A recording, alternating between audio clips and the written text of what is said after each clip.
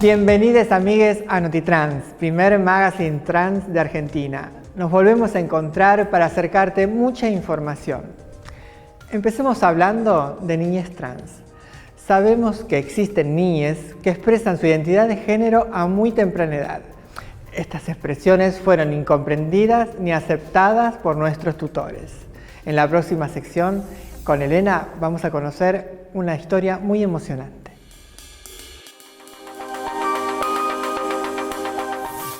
Hola a todos, me encuentro junto a Silvia, ella pertenece a la agrupación Munay y es madre de una infancia trans. Junto a ella me gustaría charlar sobre estas realidades que estamos viviendo, que son transiciones a temprana edad. Y me gustaría, comenzar preguntándote si cuando estabas embarazada vos te imaginaste la posibilidad de estar gestando un niño trans. No, la verdad que cuando estaba embarazada no tenía ni idea sobre el tema. Estaba esperando un bebé que naciera sano. Y bueno, después cuando nos hicieron la ecografía, que vieron un pene y dijeron que iba a ser un varón, después empezamos a planear todo lo relacionado a eso, que la ropa, que la cuna. Y así fue como fue creciendo, hasta que a temprana edad, a los 2 años aproximadamente, empezó a tener manifestaciones que nos llamaban la atención, como elegir cualquier trapo, ropa o lo que fuera, como pelo largo y como vestido. Y en ese momento tampoco teníamos ni idea del tema. Nosotros con mi marido somos médicos los dos. Yo soy médica de familia y sin embargo ni en mi carrera ni en ningún momento nadie me habló de las infancias trans. ¿Y cómo te encontraste con las identidades de género? Y en realidad ahí en nuestra búsqueda, porque en un principio creíamos que íbamos a tener un hijo gay, que lo relacionábamos con la orientación sexual, porque no teníamos ni idea. Y ahí mi marido empezó a averiguar y empezó a ver videos y ahí fue donde empezamos a buscar el camino. Y ahí llegó con unos profesionales que están más formados en el tema, con la licenciada Valeria Paván y después con el doctor Adrián Helien. Y en la misma semana tuvimos una entrevista con ambos. Y ahí nos hablaron de que probablemente, sin conocerla, pero seguramente se trataba de una niña transgénero. Así que ahí nos dijeron que teníamos que acompañarla, decirle que la amábamos, que la aceptábamos y así fue donde comenzamos ese camino y la verdad que fue un cambio impresionante. ¿Y quiénes estuvieron junto a vos en este proceso? Y por suerte tuvimos el apoyo de la familia, ya sea de nuestros padres, los tíos, primos y también de los amigues nuestros.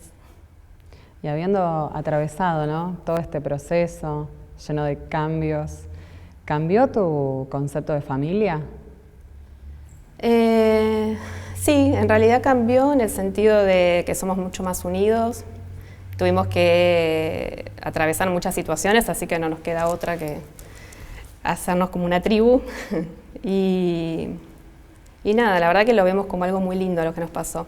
Porque si bien al principio nos angustiaba ver a nuestra hija triste, porque antes de todo eso era una niña triste, la veíamos llorar, estar irritable, que no sabíamos cómo calmarla, tenía problemas de salud, broncoespasmos, un montón de cosas que nosotros no entendíamos por qué, y cuando llegamos primero con Valeria nos dijo, podía hacer esto, lo que estaba pasando, la verdad que lo sentimos como un alivio, porque empezamos a entender para dónde ir.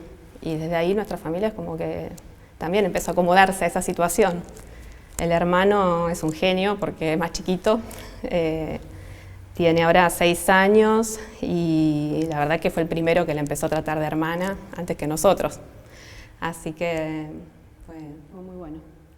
Y en algún momento tu hija va a comenzar su desarrollo. ¿Qué preguntas te haces sobre su adolescencia? Y en realidad nosotros lo que más queremos es que ella aprenda a amar su cuerpo, que se ame como una niña trans, que entienda que tiene un cuerpo trans y que no busque algún cambio para poder encajar en la sociedad, que es la que les exige a que tenga que ser una mujer, con todo lo que implica ser mujer para nuestra cultura. Pero bueno, sabemos que también eso es algo que depende de ella, que la que tiene que salir a la calle es ella, y transitar por ahí un montón de cosas que la acompañaremos, si el deseo de ella es hacer algún cambio, y si no, si se ama tal cual es, que para eso estamos luchando de distintas maneras, visibilizando y tratando de que los colegios empiecen a trabajar las infancias trans, sí, para que ella también pueda trabajar su autoestima, y creemos que con eso por ahí podemos lograr a que ella se ame y tal cual es. Y vos mencionaste el tema de los cuerpos. Partiendo de eso, me gustaría preguntarte, y aprovechando que sos médica, si existen tratamientos hormonales para las infancias. Sí, existen los bloqueos para inhibir la aparición de los caracteres sexuales secundarios, y después hace el tratamiento de reemplazo hormonal en la adolescencia. Bueno, ahora lo que me gustaría que hablemos un poquito, que vos ya mencionaste anteriormente, es el tema de la escuela. ¿Cómo te enfrentaste a la misma? Nuestras hijas van a un colegio religioso. La verdad que tuvimos bastante apoyo desde el colegio. O sea, nosotros fuimos todo el tiempo a hablar, a tratar de anticiparnos a todo. Pero cuando ella hace la transición, que es del jardín a la primaria, nos sorprendimos porque tuvimos una reunión con los directivos y la verdad que se prepararon bastante bien, creyendo, sin saber que iba a haber una transición durante el verano, pero bueno, estaban preparados. Nosotros la verdad que pensamos que iba a ser mucho más adelante, no creímos que iba a ser tan rápido. Pero nos sorprendieron porque nos dijeron, bueno, sí, ella va a ir al baño de nenas, va a hacer las actividades de nenas, o sea, no hubo mucho problema. Después también tuvimos bastante apoyo desde la parte de pastoral del colegio, que también fue una sorpresa. Y bueno, el tema está a veces más complicado con las familias de otros compañeros, que bueno, ahí entran por ahí en juego los prejuicios, o la falta de conocimiento, o el miedo a que esto pueda ser contagioso, o qué sé yo. ¿Cómo te encuentra tu maternidad hoy? Y hoy me encuentro a veces muy feliz y orgullosa de mi hija, y a veces tengo mucho miedo y por ahí me angustia cuando la veo sufrir por distintas cosas que si bien son comunes en las niñas, pero yo creo que en su cabeza también despiertan otras cosas. Y bueno, estamos como siempre intentando adelantarnos a todo lo que le pueda pasar y fortaleciéndola a ella. Y bueno, todo lo que podemos hacer en relación al entorno, pero bueno, también sabemos que todo no vamos a poder prevenir. ¿Y cuáles son los desafíos o expectativas que tenés? Y no sé, lo que más deseo es que ella por eso sea fuerte, que se ame, que esté preparada para el afuera, para las cosas que puedan pasarle, las violencias que pueda sufrir. Si bien intentamos que la sociedad cambie y bueno, con la ley tenemos alguna esperanza de algún cambio, y faltan igual muchas cosas y sabemos que el medio igual es hostil. Pero bueno, por lo menos nos sentimos felices de que tenemos el apoyo de la familia, los amigos, la gente más cercana está con nosotras. Ahora veremos qué pasa más adelante. Y bueno, ya llegando al final de esta entrevista, me gustaría preguntarte qué consejo o qué te gustaría a vos haber recibido antes de comenzar todo este proceso, o qué le podrías decir a una persona que se está enfrentando a una situación similar.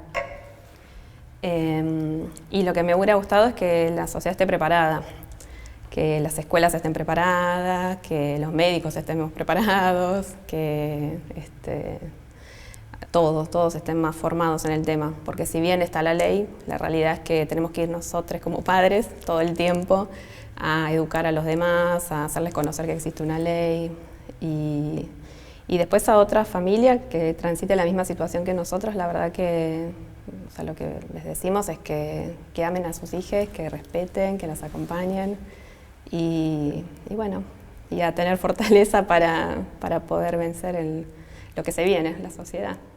¿Dónde podemos encontrar a Munay? La podemos buscar en Facebook como Agrupación Munay y después les pasamos un email. Bueno, muchísimas gracias por haber venido el día de hoy y compartir esta hermosa entrevista. Bueno, no, gracias a vos por invitarme.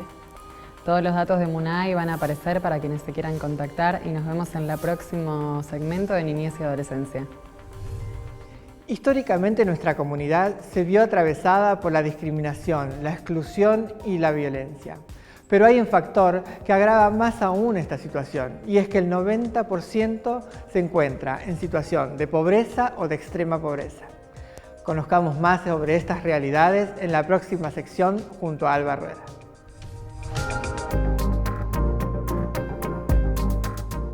Bienvenidos a un nuevo momento de Política y Sociedad.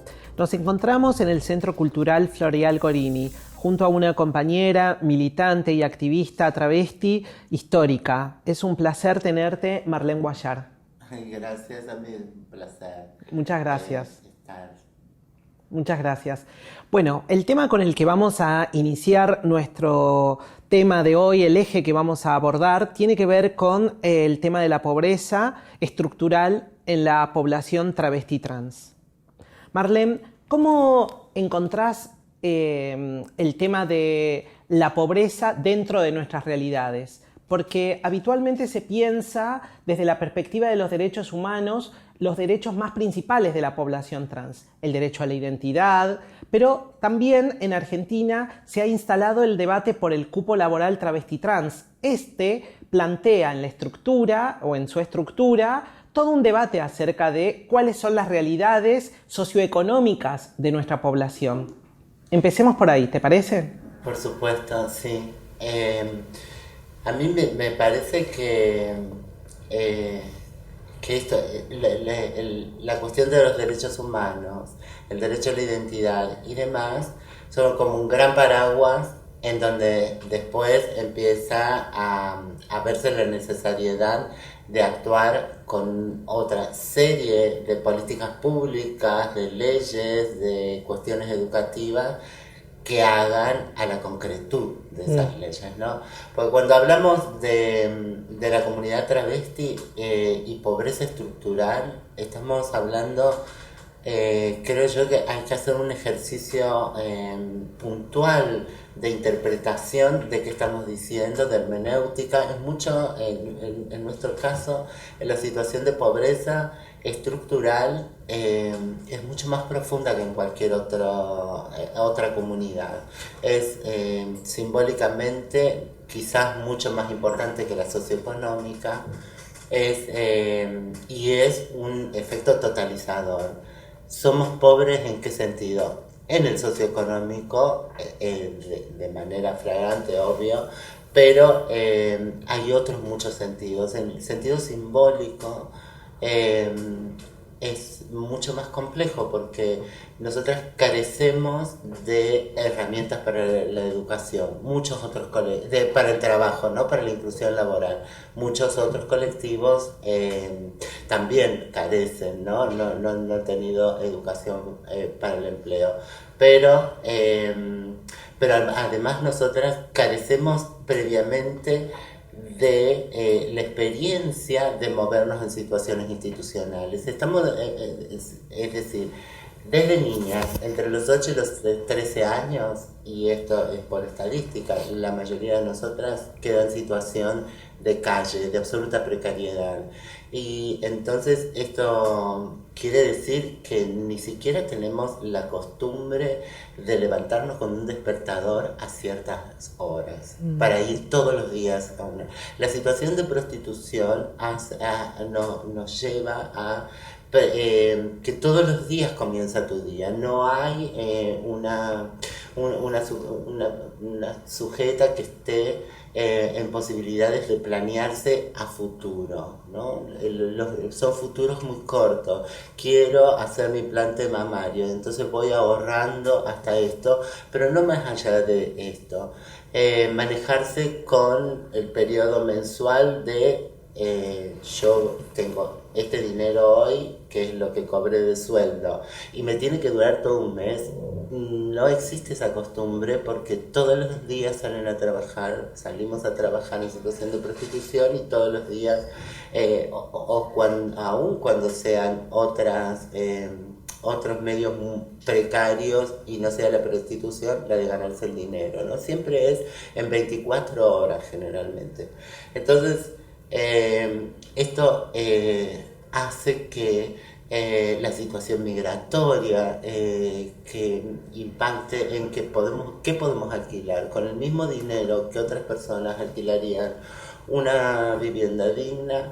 Nosotras no podemos hacerlo porque no contamos con garantes, no contamos con una situación bancaria.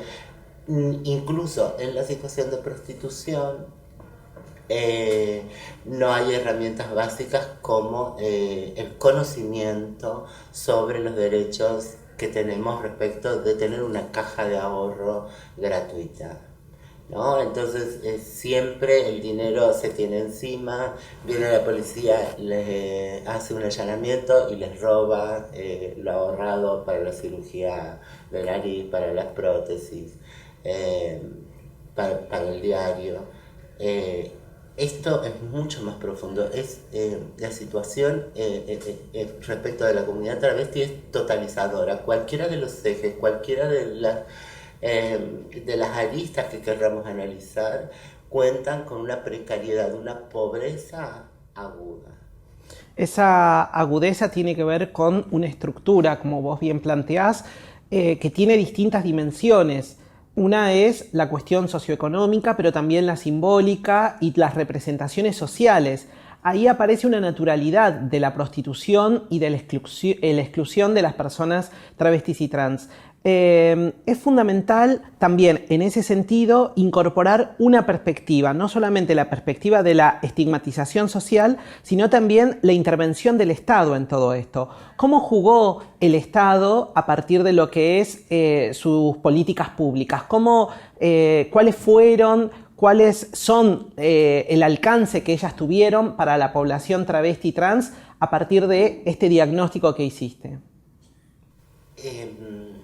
Hubo un primer momento venturoso, digamos, que sería el de la promulgación de la ley de identidad y todo lo que conlleva como diálogo social, que fue como un primer movimiento necesitado de otros que lleven a la concretud y al impacto en la vida concreta de las personas. Bueno, tengo mi DNI y mi identidad de acuerdo a mi género, al género que quiero y tal.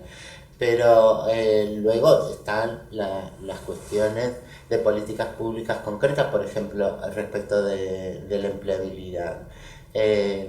Y lo que conlleva, y eso implica una política pública activa que genere esta empleabilidad. Y estamos y basadas en la realidad. Las personas no tienen capacitación previa porque han estado en una situación de absoluta precariedad y desde mucho tiempo. Entonces, lo concerniente es que ese empleo vaya acompañado de una capacitación y de manera total y absolutamente diversa.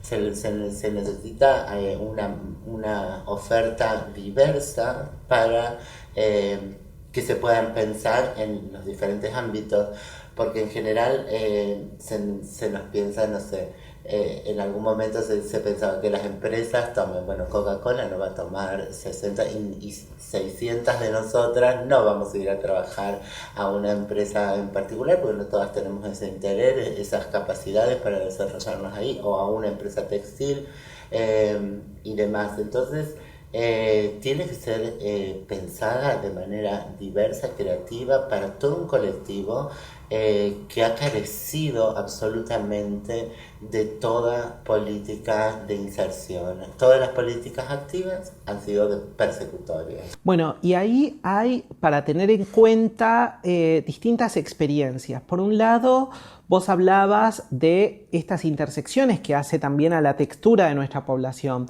los grupos etarios, las distintas experiencias de vida, también este resabio o esta historia, biografía personal atravesada por la violencia institucional, sobre todo en las compañeras adultas, que han sido sobrevivientes realmente de un sistema genocida, como vos bien planteabas, sobre lo que significó el periodo de transición democrática. Ahora, ¿te parece una respuesta positiva estas dos ejes de las militancias? Que es, por un lado, se apoyó un montón el reconocer es reparar, que era un proyecto de ley que vos impulsaste también, que tiene que ver con reconocer el daño institucional que ejerció el Estado a partir de los edictos policiales y la reparación económica para las sobrevivientes de esa violencia. Y por el otro lado, la ley de cupo laboral travesti trans, Diana Zacayán. Este proyecto también tiene una pretensión universal, es decir, de contener a todas aquellas personas travestis y trans que quieran adherir a un empleo dentro de la administración pública en función de el registro de esa violencia estructural. ¿Te parecen que son buenas iniciativas que vienen de las organizaciones sociales? Yo creo que serían dos como buenos segundos paraguas, ¿no? Uno que tenga que ver con que hay mucha población que la verdad que no tiene ni siquiera por qué querer trabajar o insertarse en el medio laboral. La verdad que necesitan descanso, ¿no? Porque ha sido altamente tóxico la situación, ¿no? Porque por ahí se marca el proceso dictatorial como el proceso que estaríamos resarciendo, y la verdad que la democracia también lo fue. Los edictos policiales siguieron en democracia, las diferentes instituciones siguieron rechazándonos, la prensa siguió estigmatizándonos y exponiéndonos en nuestros peores momentos y en nuestras peores experiencias, hablando siempre contra de nosotras, creando,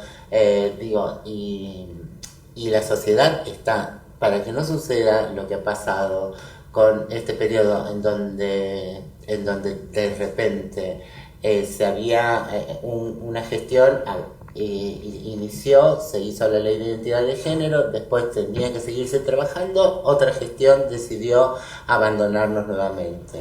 Para que no suceda esto es que tiene que suceder este diálogo social respecto de que claramente quede establecido que es un genocidio, que los genocidios no los llevan adelante solo los estados, sino que es un constructo social, es el Estado, es la sociedad, son los individuos, son las empresas, es todo el mundo, todas somos cómplices las personas de esta situación.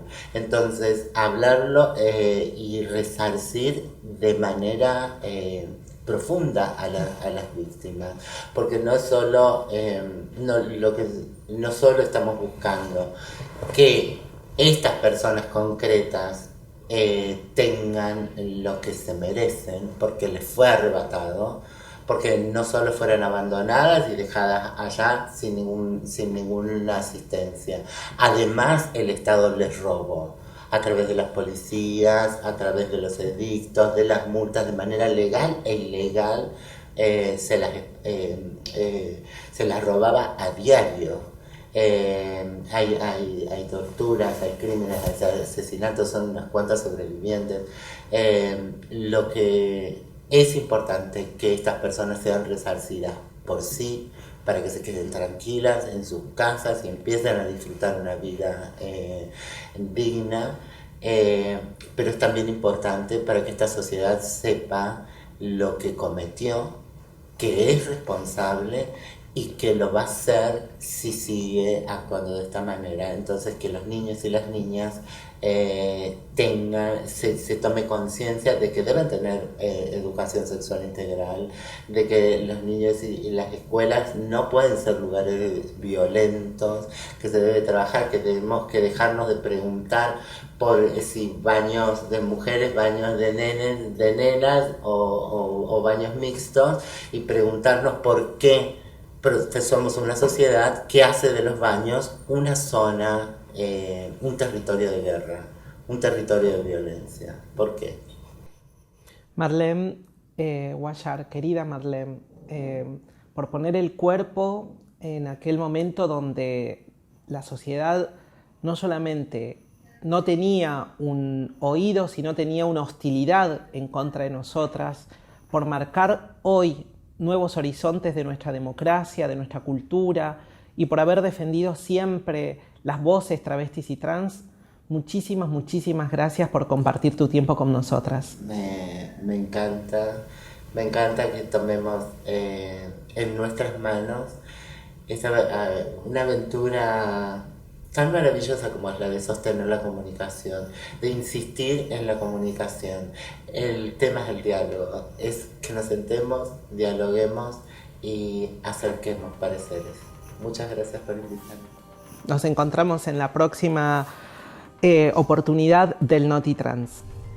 Una de las preguntas más frecuentes entre nuestros compañeros es sobre las terapias de reemplazo hormonal y los efectos que éstas generan en nuestros cuerpos.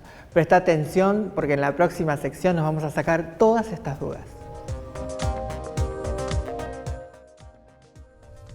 Hola amigues, estamos en un nuevo segmento de salud. En esta oportunidad vamos a hablar del tratamiento de terapia de reemplazo hormonal. Para ello tenemos como invitada a la doctora ginecóloga del Hospital Gutiérrez, doctora Claudia Capandegui. Muchas gracias. ¿Qué tal? Buenas tardes, un gusto estar con ustedes.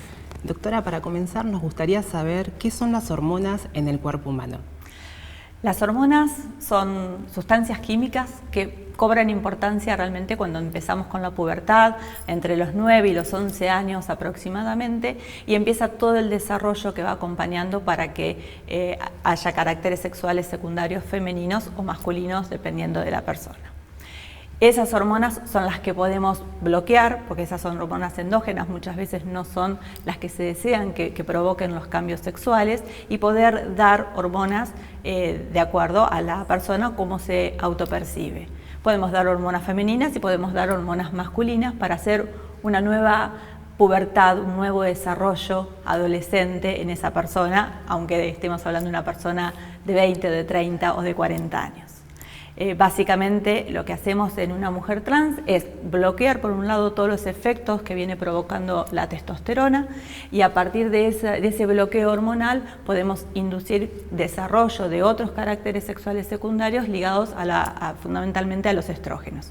Y en un varón trans lo que hacemos es dar testosterona para que justamente tengan todos esos cambios masculinos, la barba, el desarrollo de pelo en el pecho, el desarrollo muscular, que finalicen las menstruaciones, una serie de cambios que hace que esa persona, ese varón trans, se sienta bien consigo mismo.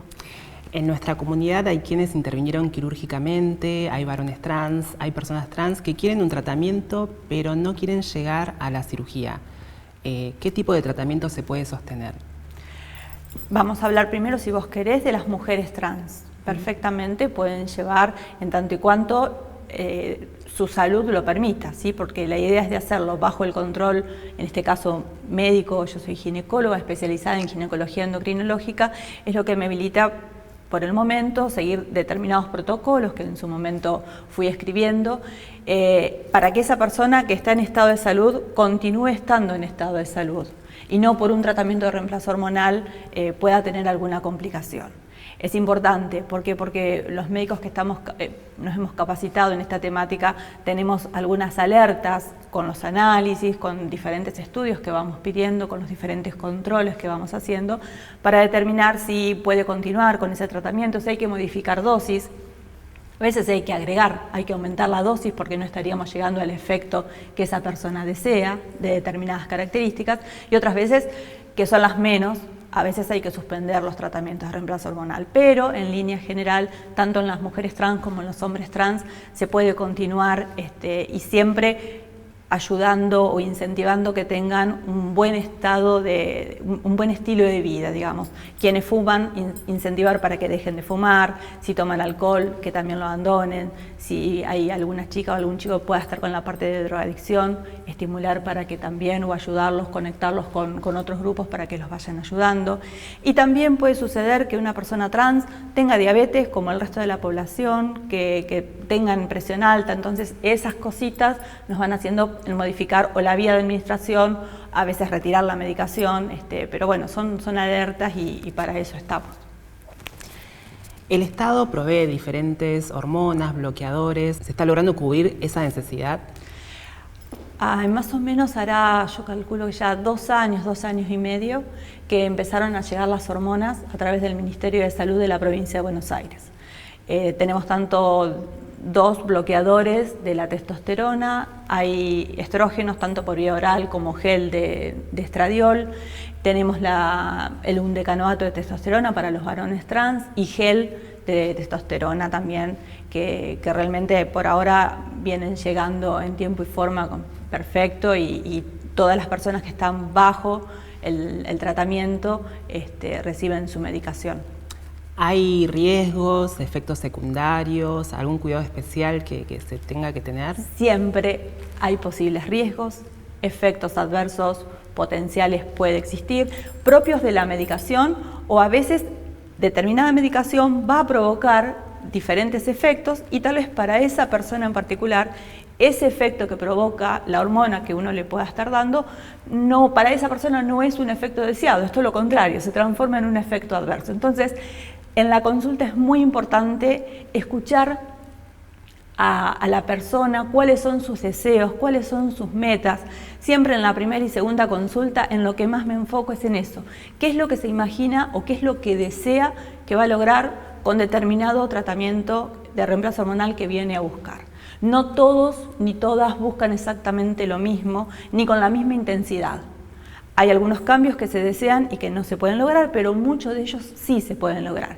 Y hay otros, te repito, que forman parte de los cambios que determinada hormona va a provocar y para que una persona en particular puede ser que eso no sea un cambio deseado. Entonces, bueno, ahí es donde empezamos a trabajar con intervalo de dosis, cambiando dosis, a veces vía de administración, a veces lo logramos con éxito.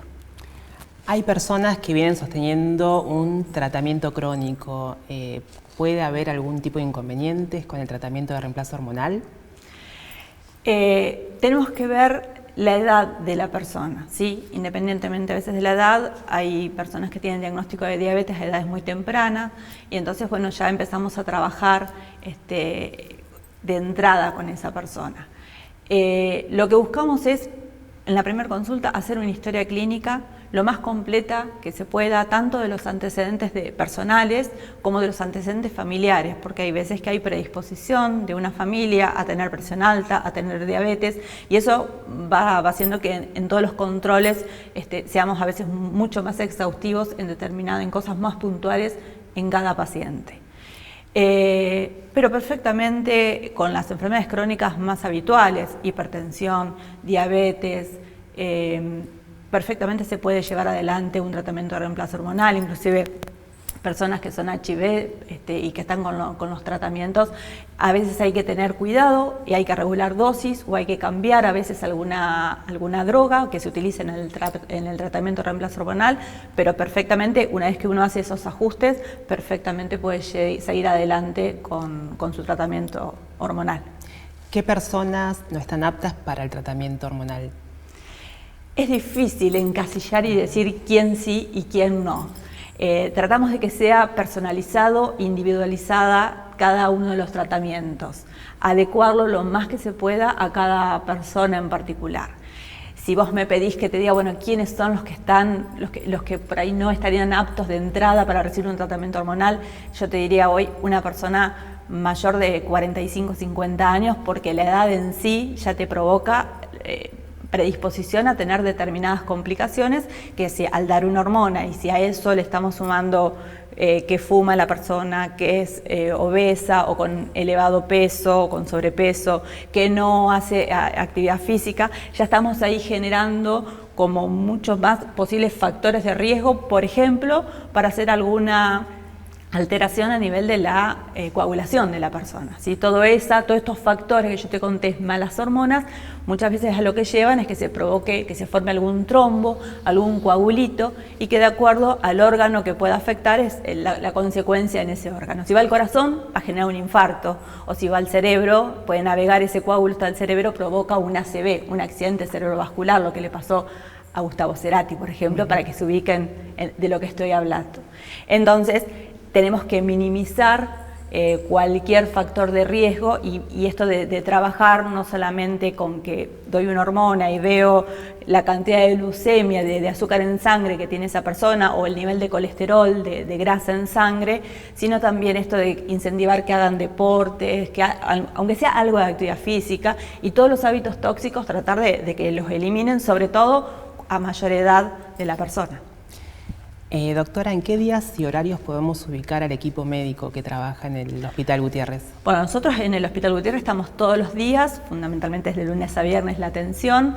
Después, si quieren, yo les dejo el teléfono para que ustedes lo puedan poner con el interno y de esa manera poder sacar turno. Particularmente en lo que es el consultorio de hormonización, estoy todas las mañanas atendiendo, los turnos se dan vía telefónica para que, sobre todo quienes no viven en La Plata o cerca de La Plata, y por ahí vienen de Buenos Aires, de otros puntos mucho más lejanos dentro de la provincia de Buenos Aires o del país, que el día que vienen, que sepan que van a ser realmente atendidos. Muchísimas gracias, doctora, por visitarnos. Muchas gracias por la invitación. Y a ustedes, amigues, nos volvemos a ver en el próximo programa.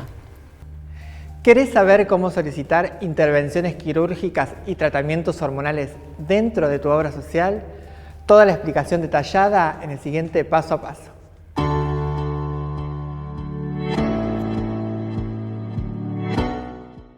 En esta oportunidad te vamos a contar cómo acceder al artículo número 11 de la Ley de Identidad de Género de Protección Integral de la Salud para Personas Trans. Todavía no se implementa del todo en los centros de salud pública, aunque el Estado debería garantizar el acceso a este derecho. Probablemente si contás con una obra social tengas más éxito para poder acceder tanto a los tratamientos hormonales como a las prácticas quirúrgicas parciales o totales. Primer paso, ir a una consulta médica. Vas a ubicar en la cartilla médica de tu obra social a un profesional de la salud o a una profesional de la salud que pueda atender tu necesidad. Paso número 2. Conocer al profesional de la salud. Le vas a explicar el motivo de la consulta y se va a abrir una historia clínica que va a incluir estudios y exámenes médicos, y una vez que tenés los resultados te vas a interiorizar o vas a profundizar el asesoramiento y así vas a firmar un consentimiento informado. Con todo esto, ya estás preparado o preparada para el tercer paso. Paso número 3. Hacer la solicitud por escrito. Con la prescripción médica y con un informe de la historia clínica, vas a presentar un escrito donde vas a enunciar el artículo número 11 de la Ley de Identidad de Género y lo presentás en mesa de entradas de la obra social. Recordá que esto lo vas a presentar por duplicado para que te quede una copia de lo que presentaste. Si no tenés esta nota o querés profundizar sobre el tema, podés escribirnos a nuestro mail mujerestransargentina@gmail.com. Acordate que estos trámites confrontan con la burocracia de las obras sociales. Por lo tanto, podés contar con nosotras para asesorarte más. Nos escribís a las redes sociales o a nuestro email. Soy Tatiana Carmona para NotiTrans y nos vemos en el próximo Paso a Paso.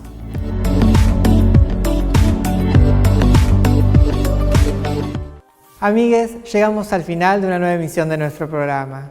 Si te gustó lo que viste, te pedimos que te suscribas, nos sigas y compartas en nuestras redes sociales. Recordá que este es un proyecto de comunicación social con perspectiva en los derechos de las personas trans. Si querés colaborar con nosotras, escribinos a notitransargentina@gmail.com. Es todo por hoy. Mi nombre es Mariana Cáceres y les esperamos en una próxima edición de NotiTrans, primer magazine trans de Argentina.